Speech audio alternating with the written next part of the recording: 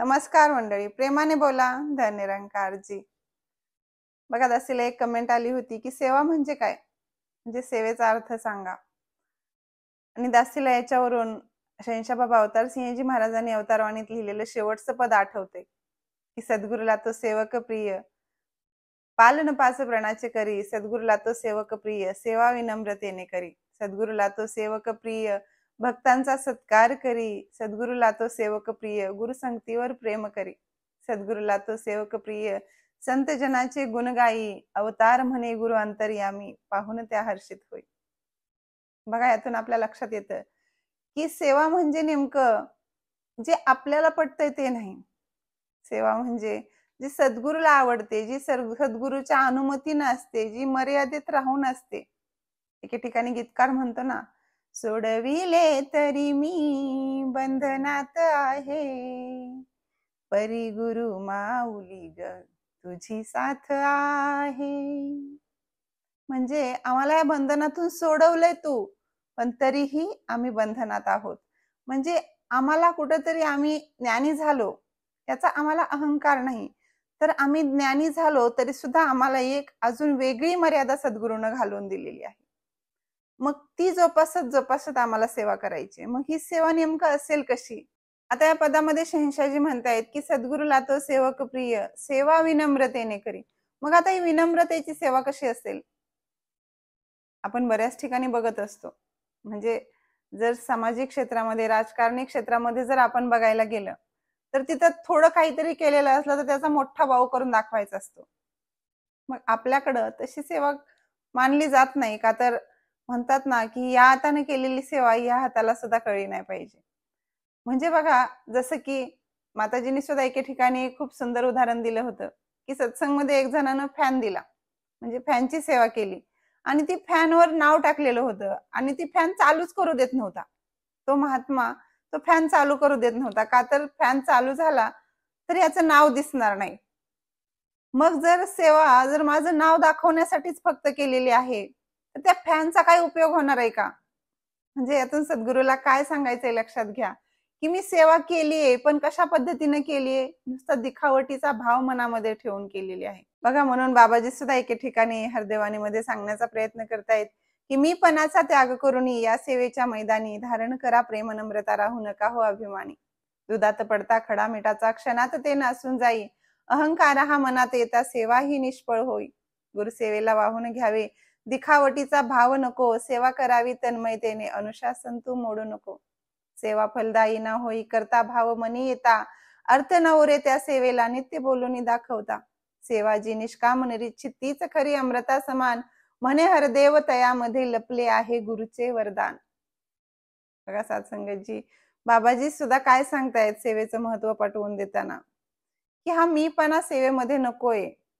का तर आपण किती जरी सेवा केली आणि ते तसं होईल की एखाद्या मोठ्या घागरीमध्ये दूध साठवलंय आणि त्याच्यात एक मिठाचा खडा टाकून ते सारं दूध नासवलंय.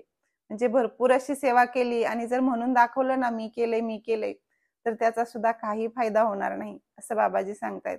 म्हणून सेवा तीच खरी गणली जाते जी निष्काम निरीच्छित असते, ती स्वच्छ मनानं निस्वार्थ भावनेनं केलेली असते.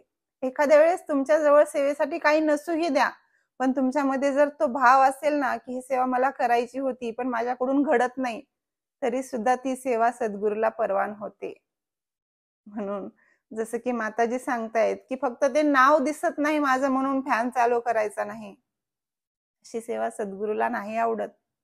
बघा, बऱ्याचदा आपण समागम मध्ये सुद्धा सद्गुरू माताजीकडून असं ऐकतो की जे आलेत, जे दुरून खेडोपाड्यातून आलेत त्यांनाही मुबारक आहे, आणि जे काही कारणास्तव येऊ शकले नाहीत, घरच्यांना पाठवलंय आणि ते स्वतः घरी बसलेत, त्यांनाही इथूनच आशीर्वाद आहेत. बऱ्याचदा आपण ऐकतो सद्गुरूच्या मुखातून या गोष्टी. मग महत्वाचं काय आहे? आपला भाव. आपण कोणत्या भावातून समागमला सुद्धा जातो आणि कोणत्या कारणामुळे समागमला न जाता घरी बसतो, हे कोणाला सांगायची गरज आहे का हो? सद्गुरूला सगळं काही माहिती आहे. मग आपण म्हणतो नुसतं सद्गुरू अंतर्यामी आहेत, ते काय उगं वरवरच का? आणि जर खरंच सद्गुरू अंतर्यामी आहेत हे जर आपल्यालाच जर पक्का विश्वास असेल तर मला वाटत नाही की आपल्याकडून काही चुका होतील. म्हणून सत्संगजी, शहनशाहजी पुढच्या ओळीमध्ये असं सांगतायत की सद्गुरूला तो सेवक प्रिय भक्तांचा सत्कार करी. मग कोणाचे भक्त? या सद्गुरूचे भक्त, या ईश्वराचे भक्त, त्यांचा सत्कार आपल्याला करायला सांगितलाय. अहो, ज्यावेळेस आपण ब्रह्मज्ञान घेतलं ना, त्यावेळेस या सद्गुरूचं रूप प्रत्येकामध्ये बघायला सांगितलं. म्हणजे ते दिसलंच पाहिजे, तरच आपल्याला ब्रह्मज्ञान कळालंय. मग आपल्याकडून त्यांचा सत्कार होणार नाही का? होणारच आहे. जर होत नसेल तर गरज आहे मला सुधारायची. असं सत्संगी तुम्ही तर म्हणाल, ह्या प्रत्येक वेळेस सांगतायत की मला सुधारायचंय, मला सुधारायचंय, मला सुधारायचंय, आम्ही काही सुधारलो नाहीत का? पण याचं उत्तर प्रत्येकाचं आपापल्याकडे आहे बरं का. प्रत्येकाला माहितीये मी सुधारले का नाही, प्रत्येकाला माहितीये. प्रश्न स्वतःला करायचे, दुसऱ्याला नाही. का तर आपल्याला इथं टेस्टर मला लावायचे, स्वतःला लावायचे, दुसऱ्याला टेस्टर लावायला आपण सत्संगमध्ये आलेलो नाही. का तर सत्संगमध्ये आपण येतो ती फक्त आणि फक्त माझ्यासाठी, दुसऱ्यासाठी येत नाही मी सत्संगला, नाही का? मग जेव्हा सत्संगमध्ये मी माझ्यासाठी येते, माझ्यामध्ये काहीतरी बदल करून घेण्यासाठी येते, त्यावेळेस मला दुसऱ्याकडे बघायची गरजच नाही. का तर फक्त मी सुधारले का आणि मी अजून किती पद सुधरू शकते, प्रत्येकाने विचार करायचा. मी सत्संगला आलेला पहिला दिवस आणि आत्ताचा दिवस यामध्ये माझ्यात काही बदल झालाय का? काही 10-15 वर्ष उगाचच फुकट गेली. आणि जर बदल झाला असेल ना तर कुठेतरी फायदा आहे, आणि जर बदल झालेला नसेल ना तर करायला चालू करा. का तर गेला समय ना येई हाती, अनुताप होईल अंती, निरोप येता यमदूताचा, नयन तुझे भरून येती, इष्टमित्र जे असती सारे तुझ्या कामी ना येती, नाती गोती आणि सोयरी तुला सोडवू ना शकती, सद्गुरु येईल कामी अंती आणि कशाचे काम नव्हे, अवतार लेख मागे भक्ताचा, यमराजाचे काम नव्हे.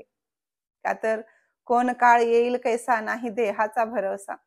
हो, आजकाल तर असं झालंय, संध्याकाळी बोलतो आणि सकाळी लगेच म्हणतात की अहो तो दात घासत घासत मेला. सत्संगजी, खरंच खूप भयानक परिस्थिती आहे सध्या. कुणाला अटॅक येतो तर कुणाला काहीही होतं आणि 5 मिनिटात होत्याचं नव्हतं होतं. त्यामुळे जे काय करायचंय ना ते लवकर करून घ्या. का तर दासीला ही अशी परिस्थिती आली होती की दासीला सुद्धा वाटलं होतं की स्वर्गवासी रिटर्नच आहे. त्यामुळे सत्संगजी, ज्या काही चुका झाल्या असतील ती द्या सोडून, पण इथून पुढे तरी आपल्याकडून चुका होता कामा नयेत. आणि सद्गुरू मला जे काही सांगतोय ना ते मला करायचंय बस. पण माझ्याकडून कुठेतरी त्या हट्टापायी कोणती सेवा होऊ नये. मी एखाद्या गोष्टीचा हट्ट सद्गुरूकडे करायचा नाही की माताजी मला ही सेवा मिळावी, माताजी माझ्यासाठी हे करा, माताजी माझ्यासाठी ते करा, असं बिलकुल नाही चालणार. का तर सद्गुरूला माहित आहे मला कधी आणि काय द्यायचे. म्हणून पुढे शहनशाहजी म्हणतायत की सद्गुरूला तो सेवक प्रिय, संत जनाचे गुण गाई, अवतार म्हणे गुरु अंतर्यामी, पाहून त्या हर्षित होई. मग आपण हे करतोय का? प्रत्येकाने लक्ष द्यायचे. आपण खरंच इतरांचे गुण गातो का? का फक्त अवगुणच गात बसतो, फक्त निंदाच करत बसतो, याचे त्याचे कुटानेच करत बसतो का? जसा सांगायचा भाव काय आहे समजून घ्या. शहनशाहजी म्हणतायत की सद्गुरूला तो सेवक प्रिय, संत जनाचे गुण गाई. एके ठिकाणी बाबाजी सुद्धा हरदेवानी मध्ये म्हणतात की अवगुण को अंधे का करके, जो गुण को अपनाएगा, कहे हरदेव निश्चित है तू खुद गुण से भर जाएगा. मग आपल्याला शिकवलंय सद्गुरूनं प्रत्येकाचे गुण गायचेत, प्रत्येकाला चांगलं म्हणायचंय, प्रत्येकामधले चांगले गुण घ्यायला शिकायचेत. मग आपण इतरांच्या अवगुणाकडे लक्ष द्यायचंय का? बिलकुल नाही द्यायचं सत्संगजी. आणि यानंच सद्गुरू प्रसन्न होणार आहे. म्हणतात ना की जे का रंजले गांजले त्यासी म्हणे जो आपुले, तोची साधू ओळखावा देव तेथेची जाणावा. मग एखाद्याची मदत करायला शिका. सद्गुरूनं आपल्याला त्या काबिल बनवलंय ना तर द्यायला शिका. बघा, यावरून दासीला एक उदाहरण आठवतं. एक 10-12 वर्षाची मुलगी अनवाणी पायानं फुलं विकत असते आणि ती देवाकडे प्रार्थना करते, देवा माझे खूप पाय पोळतायत रे, खूप ऊन असतं, त्यामुळे मला चप्पल दे ना तेवढी. आणि काही क्षणामध्ये थोड्या वेळात एक व्यक्ती येतो. ती अनवाणी पायाची मुलगी फिरताना बघून त्याला कीव येते. तो दुकानात जाऊन 200-300 रुपयाची चप्पल आणून त्या मुलीला देतो. त्यावेळेस ती मुलगी म्हणते, का हो तुम्ही देव आहेत का? ते म्हणतात, नाही बेटा. मग तुम्ही देवाचे मित्र तरी नक्कीच असाल. नाही, असं का बोलतेस तू? त्यावेळेस ती मुलगी म्हणते, अहो मी आत्ताच देवाकडे प्रार्थना केली होती की देवा मला चप्पल पाहिजे. मग देव नाही आले तरी त्यांनी देवाच्या मित्राला तरी नक्कीच पाठवलं असेल, असं मला वाटतंय. विचार करा की एक 200-300 रुपयाची चप्पल घेऊन दिली, 200-300 रुपयाची सेवा केली समजा, तर त्यात तुम्हाला देवाची किंवा देवाच्या मित्राची पदवी देते कोणतरी. मग तुम्ही अशी जर रंजल्या गांजल्याची जर सेवा करत राहिलात, तर तुम्हाला का नाही हो सेवेचं फळ मिळणार? आणि सेवा ही फळ मिळण्यासाठी करायचीच नसते का, तर सेवेचं फळ हे सद्गुरू आपल्याला अजून सेवा देत असतो. आणि त्यासाठी जशी सांगेल की ही जी सेवा असते ती निष्काम निरीच्छित भावनेनं करायला शिका, आणि तीच सद्गुरूला आवडते म्हणून शैनशाजी सांगतायत. असं सत्संगजी दासीकडून जर काही चुकत असेल तर दासीला उदार अंतकरणानं क्षमा असावी. दासीकडून बऱ्याच दिवस झालं व्हिडिओ टाकायला उशीर झाला होता, काही कारणास्तव माफी असावी. इथून पुढे दासी व्हिडिओ टाकण्याचा नक्की प्रयत्न करेल. तर कालच दासीला कमेंट आली होती की तुमचा व्हिडिओ येत नाही, म्हणून दासीने आज व्हिडिओ बनवण्याचा प्रयत्न केलेला आहे. सत्संगजी बघा, आपण बघतो की युट्यूबवरचे एखादे कसलेही व्हिडिओ किती व्हायरल होत असतात, पण आपले सत्संग मधले व्हिडिओ मात्र एवढे व्हायरल झालेले दिसत नाहीत. याला कारणीभूत सुद्धा आपणच आहोत, का तर आपणच एकमेकांना हे व्हिडिओ पाठवत नाहीत. जर तुम्हाला दासीचे व्हिडिओ आवडत असतील तर आपल्या इतर सत्संगी बांधवाबरोबरही शेअर करायला विसरत जाऊ नका. आपल्या व्हॉट्सअप ग्रुपवर पाठवायला विसरत जाऊ नका, का तर म्हणतात ना, जे जे आपणाशी ठावे ते इतरांशी सांगावे, शहाणे करून सोडावे सकळ जन. बऱ्याच जणांच्या कमेंट येत असतात की व्हिडिओ खूप छान असतात, विचार खूप छान असतात म्हणून. ही सगळी सद्गुरूची रहमत आहे. हे सगळं करून घेणारा ही सद्गुरूच आहे.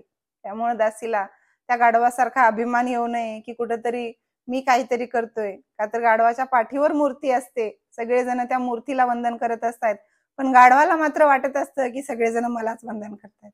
असं सत्संगजी दासीकडून जरी काही चुकत असलं तरी दासीला उदार अंतकरणाने क्षमा असावी. प्रेमाने बोला. धन्य निरंकारजी.